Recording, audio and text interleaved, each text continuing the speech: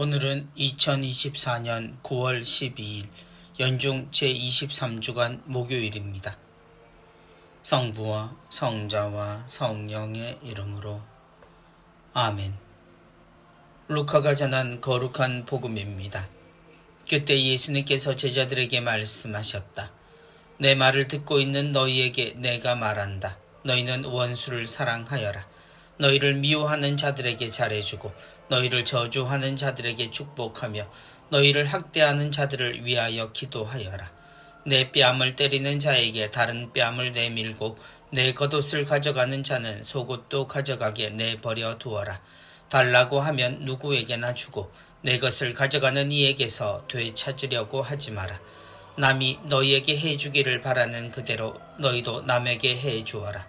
너희가 자기를 사랑하는 이들만 사랑한다면 무슨 인정을 받겠느냐? 죄인들도 자기를 사랑하는 이들은 사랑한다. 너희가 자기에게 잘해주는 이들에게만 잘해준다면 무슨 인정을 받겠느냐? 죄인들도 그것은 한다. 너희가 도로받을 가망이 있는 이들에게만 구워준다면 무슨 인정을 받겠느냐? 죄인들도 고스란히 되받을 요량으로 서로 구워준다. 그러나 너희는 원수를 사랑하여라. 그에게 잘해주고 아무것도 바라지 말고 구워주어라. 그러면 너희가 받을 상이 클 것이다. 그리고 너희는 지극히 높으신 분의 자녀가 될 것이다. 그분께서는 은혜를 모르는 자들과 악한 자들에게도 인자하시기 때문이다. 너희 아버지께서 자비하신 것처럼 너희도 자비로운 사람이 되어라. 남을 심판하지 마라. 그러면 너희도 심판받지 않을 것이다. 남을 단죄하지 마라. 그러면 너희도 단죄받지 않을 것이다. 용서하여라. 그러면 너희도 용서받을 것이다. 주어라. 그러면 너희도 받을 것이다. 누르고 흔들어서 넘치도록 후하게 되어 너희 품에 담아주실 것이다. 너희가 되질하는 바로 그 되로 너희도 되받을 것이다.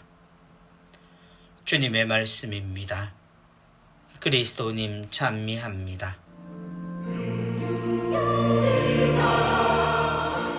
내 말을 듣고 있는 너희에게 내가 말한다. 하느님을 믿는다는 말은 우리가 하느님의 자녀라는 말과 연결되어 있습니다. 더 흔한 말로 성당에 다닌다는 표현도 마찬가지입니다. 어느 장소에 가고 누구와 함께 다닌다는 말 이전에 가장 중요한 것은 내가 하느님을 안다는 것이고 동시에 내가 누군가를 안다는 말도 같은 말입니다. 그런데 자주 우리는 이 말과 뜻에 동의하지 못하고 있음을 당연한 듯 스스로 표현하곤 합니다. 너희는 원수를 사랑하여라. 성당에 다니지 않는 이도 하느님을 믿지 않는 이들도 교회의 오랜 교리인 원수 사랑에 대해서 압니다. 물론 지금은 거의 사용하지 않는 듯 느껴지고 원수는 어떻게 해서도 복수하고 보복하는 것이 원칙이 되어버리거나 심리적으로 통쾌하게 여기는 것으로 보이지만 그럼에도 주님의 말씀은 변하지 않고 거기와 지금 여기 그리고 앞으로도 원수를 사랑하여라 하고 우리에게 전해질 겁니다. 그러나 세상이 아무리 변하고 가치관의 대부분이 그렇게 형성되었다 하더라도 하느님의 뜻은 변하지 않고 그 진리는 모든 이들의 근본입니다. 그래서 우리는 주님이 하신 말씀의 시작인 내 말을 듣고 있는 너희에게 라는 구절을 명심해야 합니다. 죄인들도 그것은 한다. 우리는 자주 상대적인 비교를 합니다. 내가 누구보다는 낫다는 식입니다.